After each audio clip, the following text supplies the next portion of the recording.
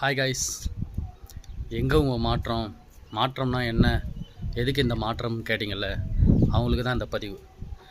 7 தாழ்த்தப்பட்ட சமூகத்தை சேர்ந்த 7 அமைச்சர்கள் அமைச்சரவையில் இடம்பெற்றிருக்கிறாங்க.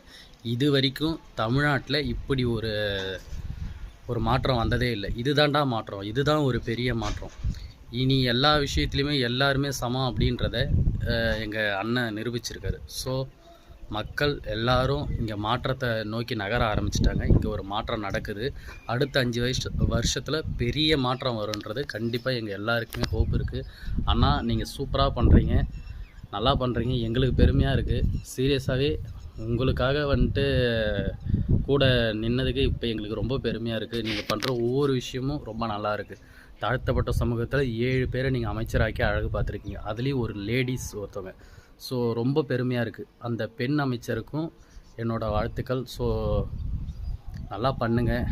இந்த மாற்றம் தான் நம்மளை எங்கேயோ கூட்டிகிட்டு போக போகுது. ஸோ கண்டிப்பாக நம்பிக்கை இருக்குது. நம்ம ஒரு நல்ல ஒரு முன்னேற்றத்தை நோக்கி தமிழ்நாடு பயணிக்கும். சீக்கிரமாக வந்துட்டு தமிழ்நாடு ஒரு வளர்ச்சி அடைந்த மாநிலமாக மாறும் அப்படின்றதுல பெரிய நம்பிக்கை இருக்குது.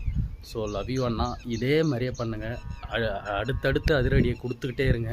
நாங்களும் வெயிட் பண்ணிகிட்டே இருக்கோம். ரொம்ப ஜாலியாக இருக்குண்ணா உங்களோட ஆட்சியில் நாங்கள்லாம் வந்துட்டு பங்கெடுத்துக்கிறதுல.